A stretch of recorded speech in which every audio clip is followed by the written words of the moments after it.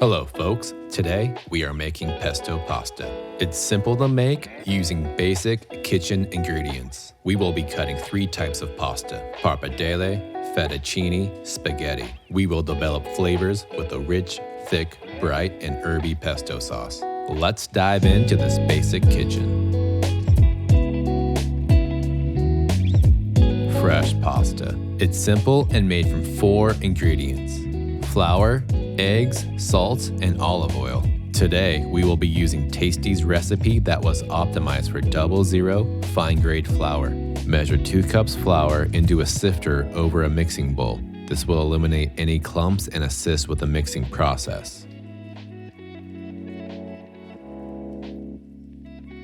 Next, add in a pinch of salt, and that's it for the dry. Set that bowl aside. In a separate mixing bowl, crack 3 large eggs and add an additional 5 egg yolks. The ratio of white and yolk in the dough will give different results. The more egg white, the more pliable the dough.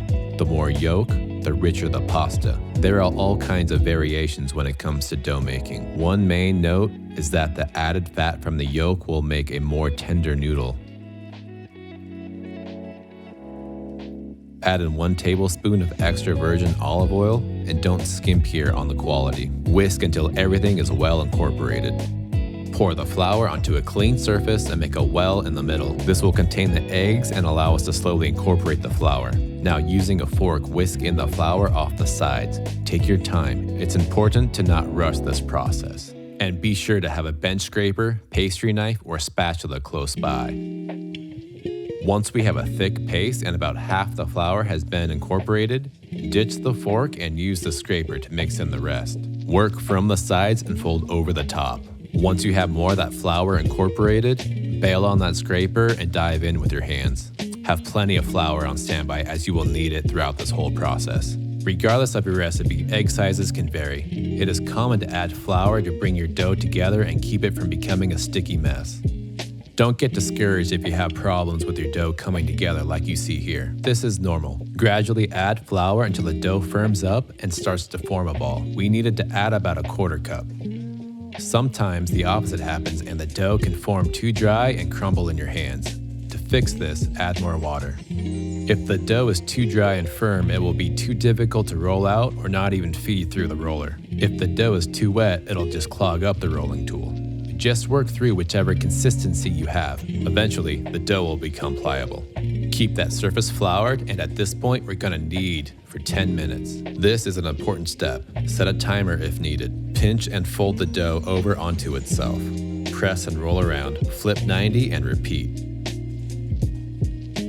About 8 to 10 minutes in, the dough should have a nice and shiny outside. If you're not feeling tennis elbow at this point, you're not doing it right. Roll it around and form a ball. You should be able to pass it back and forth. At this point, check the dough with a finger poke. If the gluten properly formed, it will spring back. Wrap the dough in plastic wrap and let rest at room temp for 30 to 60 minutes. While it rests, this will give us time to whip up some fresh pesto. We will start with fresh basil. Cut off 2 cups of basil leaves, sort of half compressed. Grab that lemon and cut it in half. Strain the lemon juice into a small bowl. This will keep the seeds from making it into the pesto. 1/4 cup freshly grated Parmesan. Just kind of scoop that up and set it aside for now. Every last little bit. There we go. 1/4 cup of extra virgin olive oil, the good stuff. 1 large clove of garlic. It's going into the mixer, so no need to chop it, but this may help reduce any large chunks. Now let's add into the food processor 2 tablespoons lemon juice, 1/4 teaspoon sea salt. Now let's move to the stovetop and toast our pine nuts. Any stainless steel pan or skillet should work on medium heat. Don't crowd the pan. We need space for these guys to move around. Keep the pan moving. We don't want anything burning. Toast until golden brown. Into the food processor. We are looking for a chunky paste before we add in the basil leaves. Ride that on-off switch and check for consistency. We want to leave room for this to blend down further once we add in the basil leaves. Add in the basil leaves, pull the phone out, get the shot for social media, and move on. Lemon zest to brighten the flavors. While blending, slowly pour through the feeder a 1/4 cup olive oil that we previously measured out. This will give us control over the consistency. Scrape down the sides and add in that freshly grated Parmesan. This will add that creamy richness to the pesto and balance out the flavors. Blend a bit further, but don't go crazy here. We need to leave room for texture. Pop the top and check the situation. As you can see, it's fairly thick now that the parm has blended in. Pepper and salt to taste, and this could use a bit more garlic. As you can see, we are chopping it as the pesto is already blended down. This will reduce any unwanted chunky garlic. Add desired amount of olive oil to reach that saucy goodness, and welcome your taste buds to that rich, bright herbiness. Into the fridge, and let's roll out some dough. So at this point, the dough is well rested. Take it out on a well-floured cutting board or clean surface, and keep that flour handy as it will be used throughout this process. Cut the dough into 8 roughly even portions. It's not critical to be exact here, just eyeball it. Now is a good time to freeze any extra dough. This can be rolled out at a future date. Freshly homemade pasta will keep in the freezer 3 to 6 months. I suggest wrap each ball individually, then place in an airtight container to reduce freezer burn. And for now, if you plan to roll out more than 1 ball of dough, be sure to seal wrap and set aside at room temp. Flour that rolling pin, and time to roll. Let's go. Roll out the ball of dough into a rectangle shape. We want this to be about 1/4 inch thick. What we were aiming here for, people, is to be just shy of the width of the roller attachment tool used on the stand mixer. No need to make it perfect. The rolling process will create even sheets. Install the flat sheet roller into your mixer and set to the widest setting. We'll be using this particular mixer on speed 2. Here we go, feed that through. As you can see, the roller pulls with ease and really does all the work. It makes this process quick and easy. Okay, folding.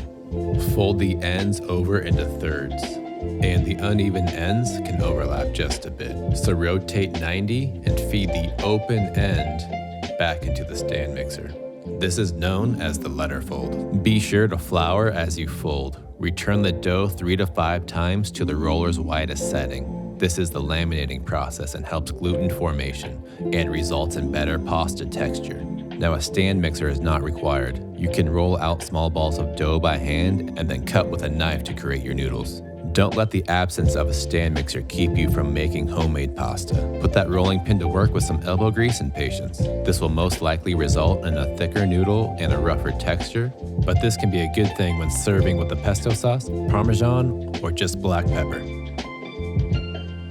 Next, adjust your roller to setting 2. Now that we are done with the laminating process, we need to thin out the sheet. Feed this through at least once, if not twice, on this setting.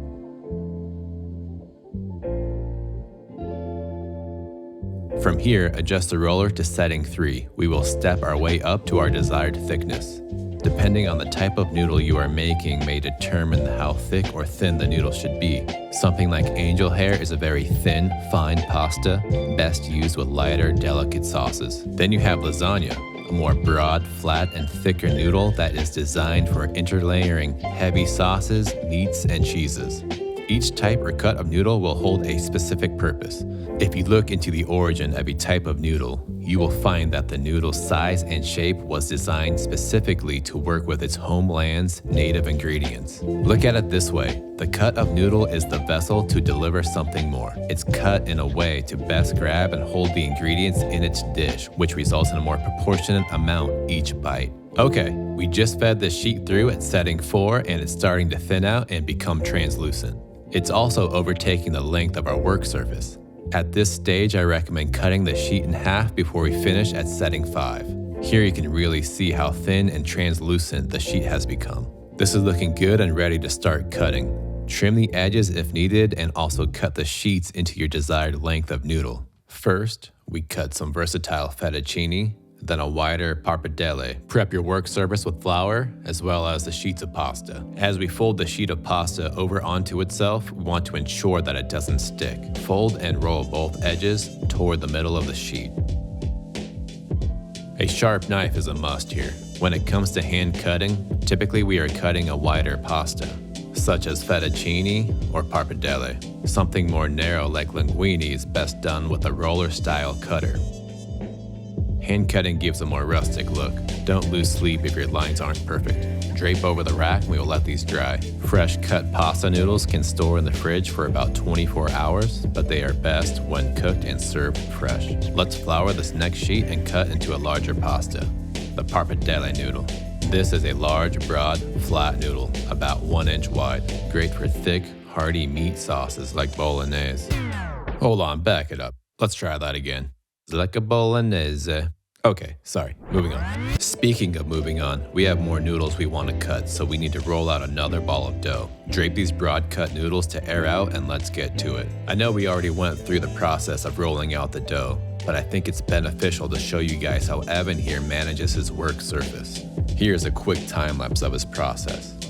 After the initial 3 feeds and folds, he cuts the sheet in half before he adjusts a rolling tool to thin out the sheets. He trims the ends and keeps everything perfectly square. Now we have 2 large, beautiful sheets. This is where you decide the length of noodle. Evan cuts the sheets into quadrants for 10-inch noodles. Using the KitchenAid, we feed the cutting tool to give us 1/4-inch wide fettuccine noodles. Loosely twist into a nest and keep floured. While feeding the cutting tool, gather the cut noodles by hand and keep those hands floured throughout this process. When it comes to thinner cut noodles like spaghetti, we found it beneficial to cup extra flour in the catching hand as we fed the roller, so when the nest is formed, we didn't have sticking issues. Place each nest separately onto a pan which should equal your serving portions. This will be beneficial when it comes time to cooking. Look at all that fresh, beautifully cut, homemade pasta. I don't know about you guys, but I'm getting hungry. Let's cook and plate some food already.